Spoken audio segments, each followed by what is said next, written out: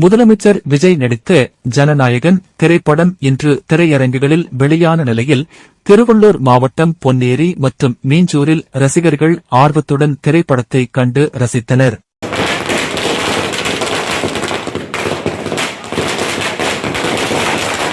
திருவள்ளூர் மாவட்டம் பொன்னேரி திரையரங்கில் காலை 11 மணிக்கு திரைப்படம் திரையிடப்பட்டதை முன்னிட்டு ரசிகர்கள் பட்டாசு வெடித்து மகிழ்ச்சியை வெளிப்படுத்தினர். மேலும் திரையரங்கின் நுழைவாயிலை குகை வடிவில் அலங்கரித்து நடிகர் விஜயின் சிறுவயது முதல் தற்போதைய காலம் வரையிலான புகைப்படங்களை ரசிகர் மன்றத்தினர் காட்சிப்படுத்தினர். மீஞ்சூர் திரையரங்கில் காலை 9 மணிக்கும் பொன்னேரி திரையரங்கில் காலை 11 மணிக்கும் காட்சிகள் தொடங்கின.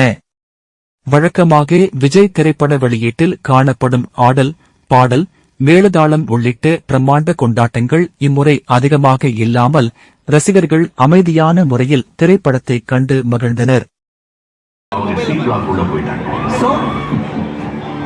அங்க தளபதி